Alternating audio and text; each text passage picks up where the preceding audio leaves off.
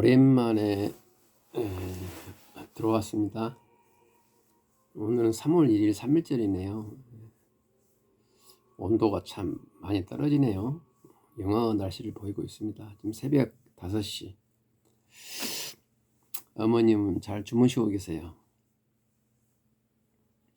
모소식이 희소시란 말이 있듯이 그간 어머님께서는 잘 지내셨습니다.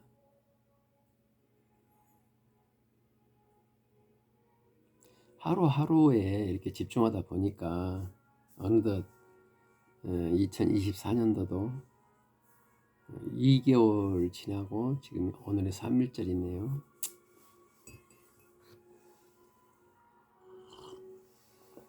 저희 어머님이 이제 100세가 되시려면 2년 남았습니다. 생각한데 2020년도에 제가 가정요양을 시작할 때 내심 10년 자고 시작했습니다만은 내 마음이야 그렇지 어찌 제가 10년은 고사하고 2024년도 지금 이 순간에 제가 어머님을 모시면서 이런 말을 할 줄이야 확신이 섰겠습니까? 그냥 불효자로서 제가 아버님 먼저 보내고 또 어머님도 이렇게 망가진 몸으로 대한다는 것에 대해서 불효심으로서 출발한 그런 심정이었지 매년째 제가 어머님을 이렇게 모시려고 사실 확신이 없었어요. 제 자신에 대한 울분, 제가 어머님에 대한 처한 행동에 제 자신을 용납 못했기 때문에 그런 울분으로서 시작했던 것이 엊그제 같은데 벌써 이렇게 4년이 흘러서 5년째 이렇게 하고 있습니다.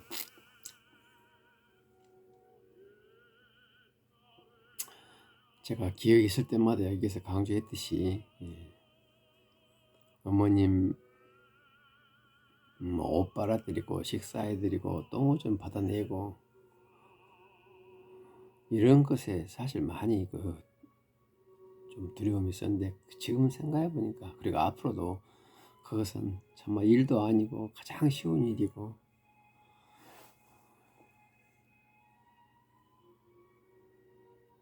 지금 제가 겪는 어떤 괴로움은 고독입니다. 고독. 사람이 이렇게 욕구가 이렇게 어떤 학자가 그랬죠. 그 욕구 5단계설 그런 욕구가 있기 마련인데 나의 그 정체성에 대한 욕구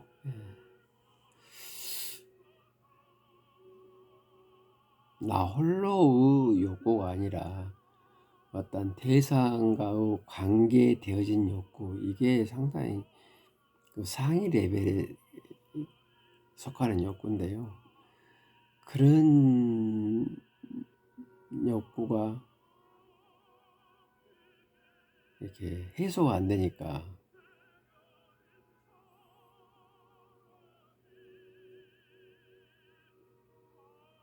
그것을 극복하기가 참 힘들어요. 이런 정체성에 대한 욕구 이런 단어는 저도 처음 듣는데요. 그런 단어가 내 입에서 나와요. 나는 누구이고 내가 어떻게 살아야 되고 과연 이렇게 이게 올바른 삶인가? 나는 어디로 흘러가는 것인가?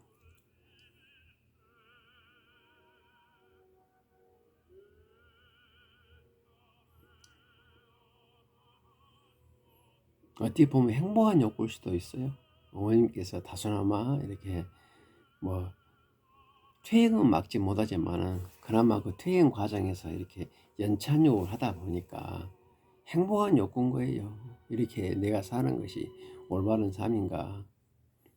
어머님께서 만약에 심각한 질환, 그야말로 물론 지금도 묘자리는 봐놨습니다만은 오늘 내일 하면서 그렇게 살아가신다면 지금 나에게 엄습하고 있는 이런 욕구는 사실 뭐 욕구도 아니겠죠. 그러나 이제 식사도 다소남하시고 혈액도 잘 돌아가시고 특별하게 육체적인 질환이 없고 정신적 질환이 심하다 보니까 물론 T형은 있습니다만은 오히려 내 자신에 대한 그런 정신적인 버팀이 혼자 버티기에는 힘들어 보여요. 그런 것들이 있습니다. 그래서 그런 것들 해소시키기 위해서 제가 이렇게 글도 쓰고 시도 암송하고 때로는 성경도 읽고 불경도 듣고 여러 가지로 해서 저의 정신적인 부분을 이렇게 좀 누그러뜨린다 할까요? 이 경직되어 있는 저의 정신력을 좀 이완시키려고 합니다만은 그도 인간인지라 좀 힘든 부분이 있어요. 그러다 보면 또 부모님에게 집중력이 다소나고 또 떨어진 수가 있습니다. 노인들은 한순간이에요. 오늘 아주 좋았다가 한 10일간 아주 좋았다가 한 달간 좋았다가 어느 날 한순간에 집중하지 못하면 급격히 또 정신과 체력이 떨어지고 그나마 그 초기에 다시 초심으로 돌아가서 가정요양하시는 분들이나 요양사분들이 느슨해진 그 요양 기법을 다시 원칙으로 돌아가서 집중하지 아니하면 그런 분들도 곧바로 또 돌아가시는 경우가 많이 있더라고요. 주변에 보니까 나이가 드신 분들은 그야말로 시종일관 1년 365일 집중하지 않으면 어지간한 경우 아니고서는 상당히 위험해지는 경우가 저는 주변에 많이 봤어요. 근데 기본적으로 식사를 제대로 하신 분들은 간혹 어떤 질병이 엄습하더라도 그런 극복이 내는데요. 식사를 정상적으로 하지 않으신 분들, 적어도 하루에 2끼 이상을 꾸준히 드신 분들은 예컨대 무슨 환절기에 감기를 걸렸다거나 기타 뭐 호흡기 질환이나 어떤 질환이 왔을 때 혹은 갑자기 열이 오른다거나 이런 경우에도 극복이 되는데 평소에 식사가 원활하지 않으신 분들은 그런 질환이 일부 감염이 왔을 때 상당히 어렵게 된 사례가 많이 있어요. 참 안타까운 분들은 많습니다. 그래서 식사를 하루에 2끼 이상 꾸준히 하려면은 또 노인분들이라 오장육부가 열려있고 활동적이어야 되거든요. 그러기 위해서는 꾸준히 요양하시는 분들이 산책시켜야 되고 운동을 시켜드려야 되고 주물러 드려야 되고 또 식사 전에는 반드시 식전에 직립하여 있어야 되고 식물인가 하더라도 식사하기 전에는 반드시 식전에는 적어도 30분은 이렇게 앉아 있어야 되고 또 식후에는 또 최소한 30분 이상 그마저도 앉아 있어야 되고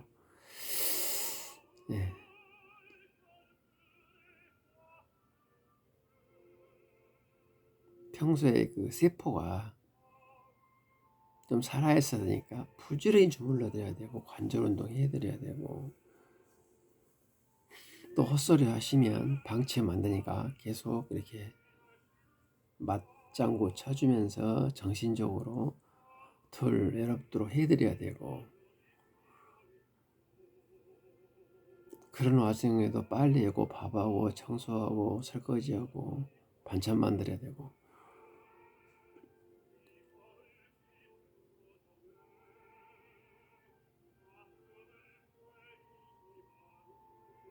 이런 부분에 어떻게 가치를 부여하고 자기 정체성을 확보해야 되는가.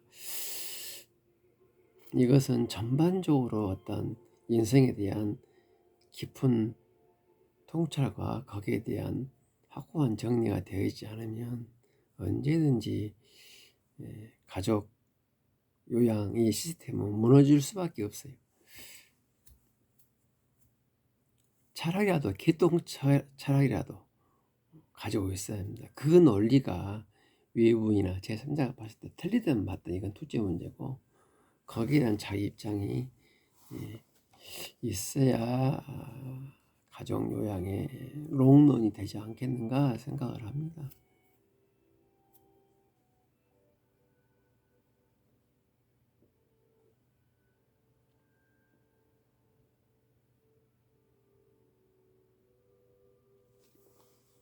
다행히 지금 적은 돈이지만은 가족 요양 하시는 분들 아마 30에서 한 70만 정도 그 위치에 따라서 요양 급여가 나오지 않습니까?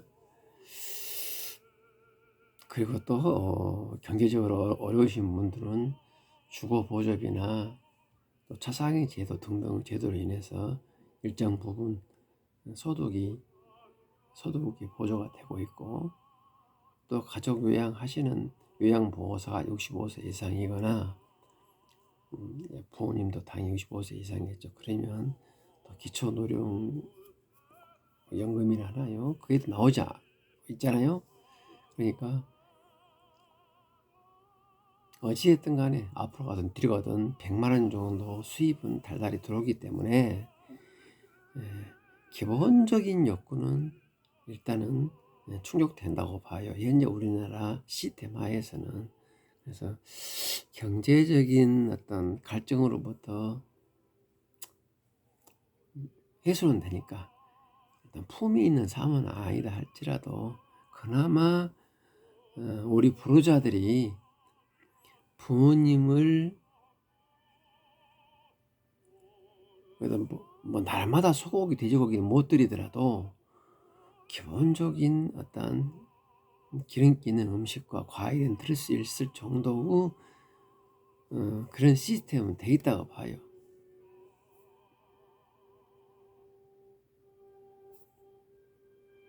저 같은 경우에는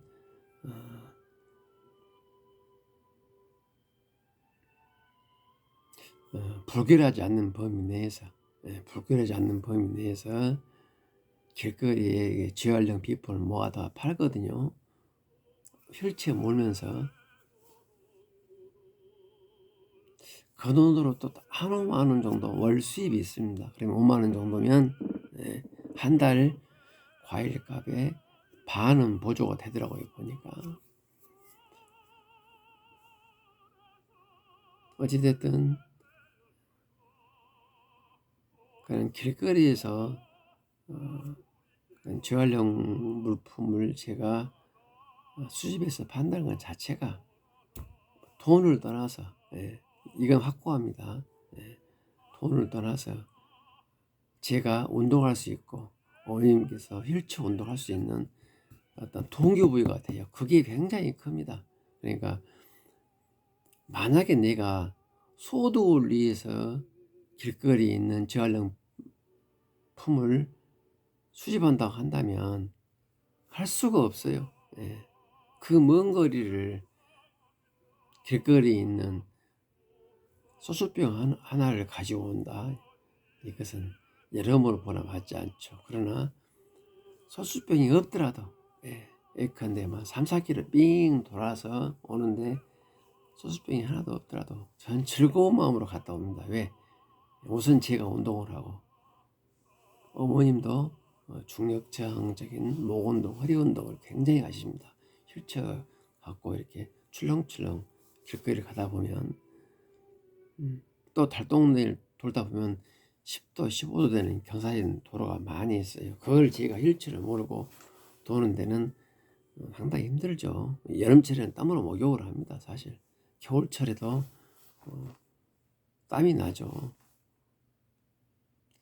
24시간 이렇게 인간적인 그런 노인분들을 모시거나 봉사분이나 이런 분들 모시거나 저희 어머님처럼 팔다리를 못 쓰고 시력이 완전히 가신 분들을 요양하신 분들은 사실상 제가 해보니까 2분 이상 떨어질 수가 없어요.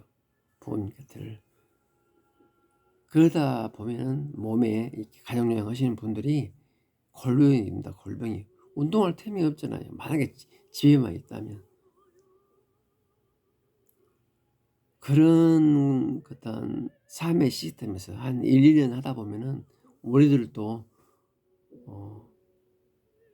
체력이 급격히 저하되고 근력이 저하되고 또 관절이 굳어지게 돼 있어요. 특별히 하루에 뭐 반복적인 그런 관절 위에는 굳게 돼 있습니다. 그런데 제가 휠체어를 몰면서 봄, 여름, 가을, 겨울 계절의 변화를 느끼고 바람의 냄새를 맡고 경사진 도로를 일찍 끌면서 돌아다니니까 저 건강이 사실상 초기 1년은 급격히 안 좋아졌는데요. 그 후부터는 좋아졌어요. 그래서 지금은 100m도 완주할 수 있습니다. 약간 그 마라톤 하는 속도로 뛰어서 코미디 같죠. 100m 완주한다 이 말이 글쎄요.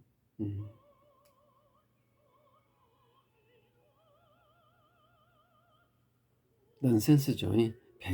마라톤을 완주한다 이 말은 많이 들어도 100m를 완주한다 이 말은 별로 안 들었죠. 그러나 우리 겸허히 생각해 봅시다.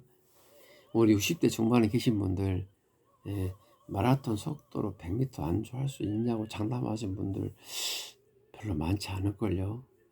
외국인이 제가 그러더라고요. 제가 상당히 달리기는 자신 있던 사람인데 어머님 가족요양 한으로 망가져가지고 제가 마라톤 속도로 하면은 100m를 한 20초 내에 주파하는 그 속도로 50m를 못 뛰었어요. 제가 그렇게 건강이 안 좋았습니다.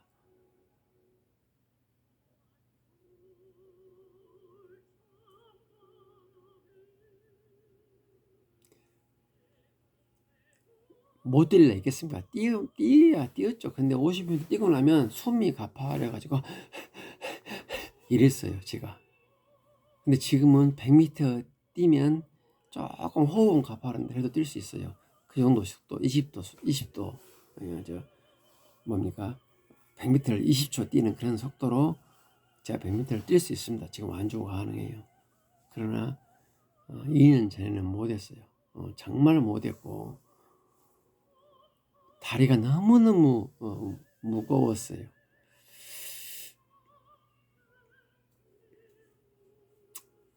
그래서 지금은 다리가 가벼워요.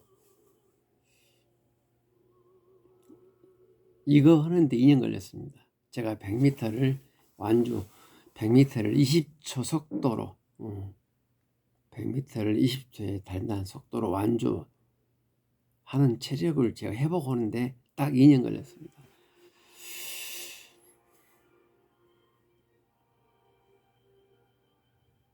저는 이제 지금도 틈만 나면 스트레칭과 달리기를 많이 합니다. 지금 새벽 5시 40분인데요. 이 시간에 어머님 보통 주무시거든요. 이때 제가 동네 골목을 많이 돌아요.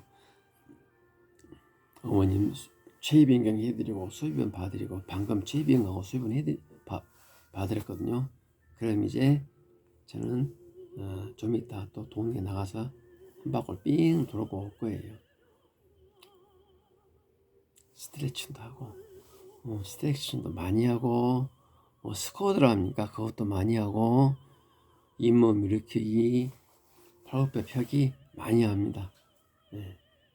그렇게 해가지고 제가 2년을 했어요. 그러니까 100m 완주를 하더라고요. 회복이 그렇게 많이 빠르지 않고, 또 제가 어머님을 2분 이상 따를 수 없기 때문에 운동 시간도 그렇게 많지 않아요. 그러나 꾸준히 했습니다. 어머님보다 제가 더 노화 속도가 빠르더라고요. 그때 그 당시에 보니까.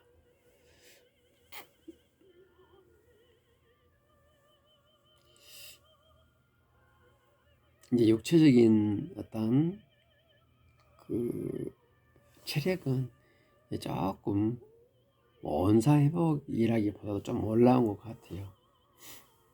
지금은 서두에 말했다시피 정신적인 그런 부분이 커요.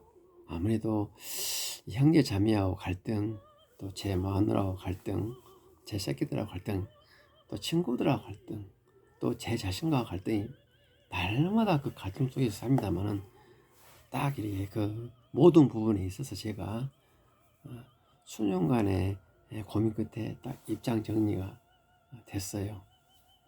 한 번 인생이기 때문에 아까 말한 여러 가지 관계에서 그 갈등을 정리하지 않으면 안 됩니다. 설왕설래 하다가 주변의 관계가 더 악화되고 또 내 체력도 소모되고 그로 인해서 반사적으로 가정 요양의 질이 떨어지고 이러면 안 되지 않습니까? 제 몸이 하나고 제 생명이 하나이기 때문에 뭔가 관계를 정리를 해서 그 길로 가야 된다 이런 생각이 들었기 때문에 모든 건 취할 수 없고 지금 제가 취할 수 있는 환경에서 최적의 루트는 뭔가 거기에 대해서 나름대로 고민을 했어요. 그리고 그로 인한 손실은 충분한 대화로서 따뜻거려 놨습니다.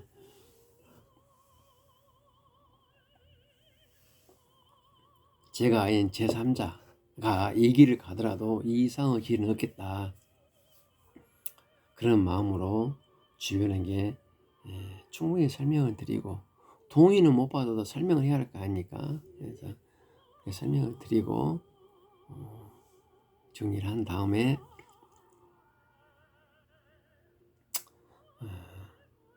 우리 형제 자매에게는 제가 일체의 티를 안 내고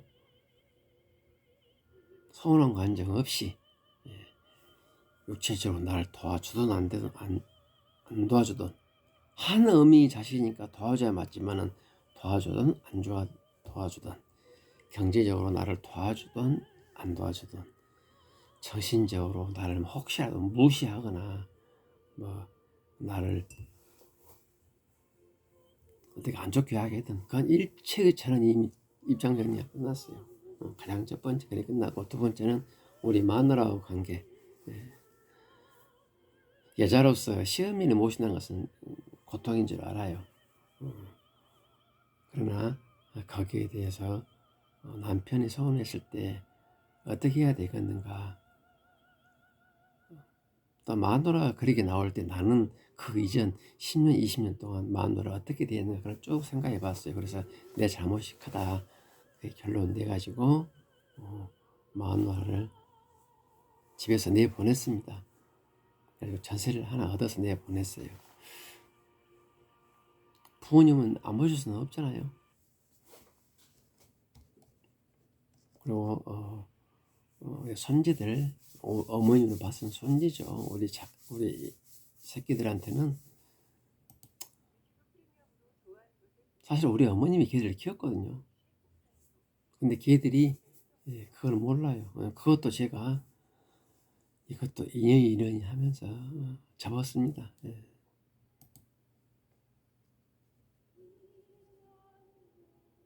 추석과 설에 얘들이 온다고 오지 말아야겠어. 그냥 형식적으로는 오지 마라. 진정코 할머니 음성이 그럴 때가 있겠죠. 뭐 그때는 아마 제가 생각하건데 할머님이 걔들 입장에서 봤을 때 할머님이 돌아가신 후에 그런 긁음이 엄습하겠죠. 또 우리 친구들도 마찬가지고 가장 중요한 건 내 자신하고 관계. 내가 나를 바라볼 때 지금 네가 가고 있는 그 길이 후회 없는 길인가에 대해서 또 저도 엄청 고민했죠. 그래서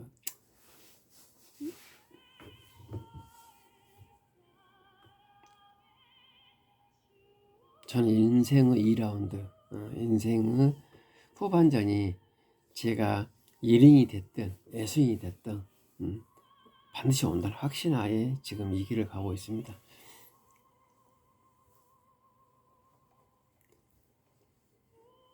이렇게 하니까 이제 마음이 좀 평화로워요.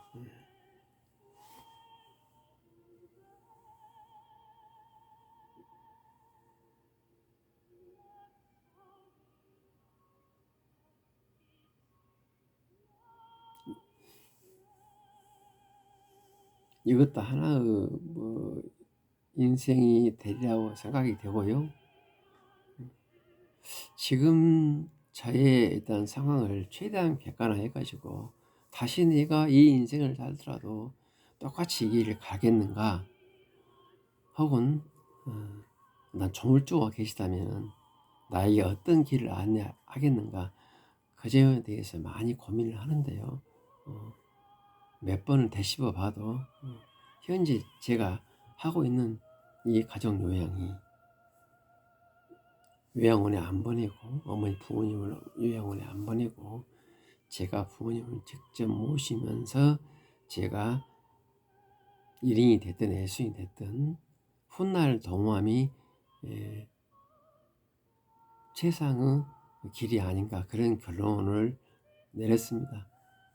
이제 제가 할 일은 부모님께서 자연사 하시는 그 순간까지 최선을 다해서 극진히 모시고, 아울러서 제가 훗날 도모하기 위해서는 제 마음과 몸이 건강해야 되기 때문에 지금은 마음을 다듬고 체력 유지하는데 매진하고 있습니다. 물론 어머님의 건강이 최우선이겠죠. 제가 무슨 체력 운동 한답시고 어머님 침대에 놔두고 제가 막 달리기 한다거나 그럴 수는 없지 않습니까?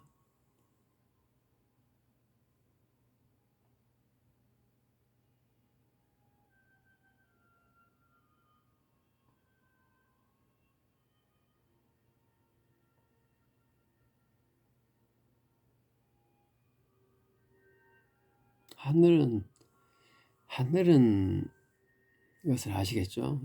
그건 누가 압니까? 이 조그만 골방에, 이 골목 안에, 이 박고서 안에서 일어난 일을 누가 압니까? 내 형제자매가 몰라주고 마누라가 몰라주고 새끼들이 몰라주면 누가 알아요? 모르지. 남이 알기를 기대하는 순간에 슬픔 시작이고 번민이 시작입니다. 그래서 알아주기를 바란다는 것 자체는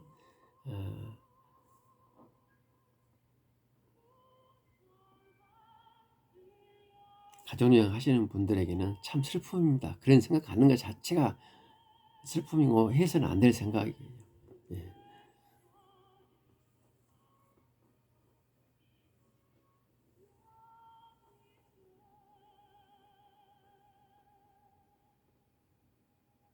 인터넷이라는 게 참 우리 가정요양 하시는 분들은 얼마나 좋은가 모르겠어요. 얼마나 이렇게 이렇습니까? 그러면 이렇게 인터넷으로 예컨대 옛날에 봤던 손흥민 축구도 볼 수도 있고 유명한 영화도 볼 수 있고, 영화도 마음대로 보잖아요. 물론 이제 자기 원하는 것을 볼 수 없을지 그래도 괜찮은 거 많이 무료로 볼 수 있잖아요. 이렇게 어머님 주무시는 때 노래도 들을 수도 있고 심지어는 영어 공부도 할 수 있잖아요. 저는 지금 틈남대로 기초회화를 하고 있습니다. 제가 영어 이렇게 원서 읽는 데는 제가 부담이 없는데 듣고 말하기는 아주 까막눈이에요.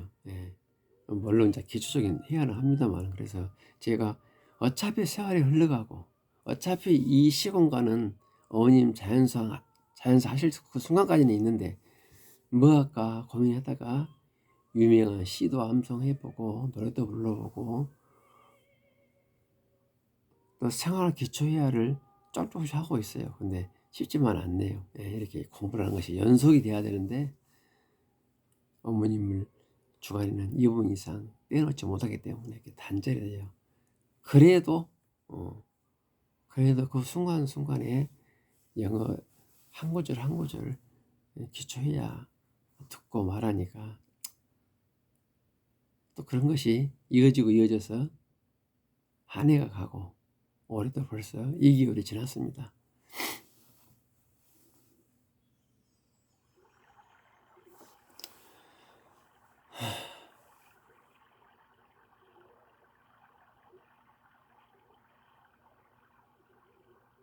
마음을 굳건히 가지시고 혹시라도 좀 팔다리 못 쓰신 분들, 의식을 깨나지 장시간 의식을 깨나지 못한 계심을 요양하시는 분들, 그런 분들 꼭 하루에 2시간 이상 주물러 들으시고 관절 운동 꼭 하시면 분명히 좋은 날이 온다는 것에 확신을 가지십시오. 저는 37일 만에 제 어머님이 깨어났는데요. 우리 형제들 전부 다 어머님 돌아가신다고 준비를 다 했죠. 저는 안 했어요. 근데 나는 어머니 분명히 회복한다.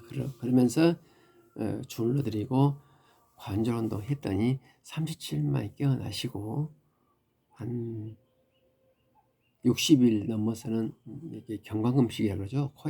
코로 식사하시는 그것도 제가 뺐어요. 예. 물론 빼기 전에 입으로 물을 많이 들었죠. 생기는가 못 생기는가. 그러면서 혀, 입술, 식도 활동을 많이 좀 시켰어요. 목구멍 활동도. 그랬더니 식사를 하시더라고. 이렇게 점진적으로 스텝 바이 스텝으로 확신을 가지시고 꾸준히 하시면 퇴행을 막을 수도 있고 퇴행을 더디게 할 수 있고 오히려 이렇게 역으로 좀 더 회복할 수도 있더라 이 말입니다. 이것은 좀 건방지게 표현하자면 독립운동하는 그런 투지가 필요해요. 예. 안 당해보면 당신 분은 몰라요. 같은 형제 자매를 주변에서 그러죠. 야, 그게 가능하겠냐? 나이가 몇 살인데 이러면 힘이 빠지죠. 예. 그러나 나로 인해서 부모님이 이렇게 망가졌다는 그는 울분과 그 막심한 후회에서 비롯된 그 고도 지준력은 퇴행을 맞고 다시 원상 회복을 할 수가 있습니다. 이런 과정에 그 가족과 갈등이 있는데요. 그런 갈등을 표출하지 마시고 알았습니다.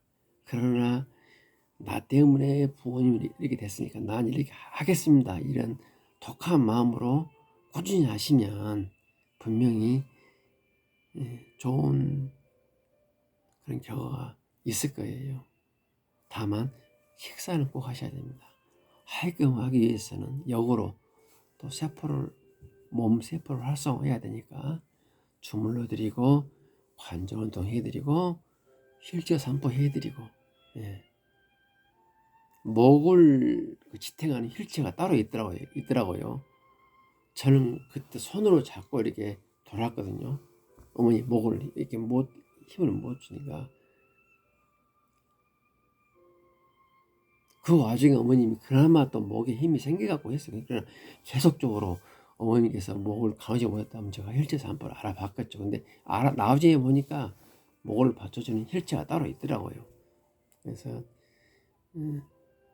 의식불명이고 그런 분들도 저는 꼭 휠체어 산보를 하시라고 강력히 권장합니다. 그리고 깨어나신 분들은 그래요. 다 알고 계셨다고. 말을 못하고 표현을 못할 뿐이지 이해가 날지 못하게 하고 있다. 다 알고 있었다 그러더라고요. 그러니까 확신을 가지시고 꼭 휠체어 산보를 하시라고 권해드리고 싶어요.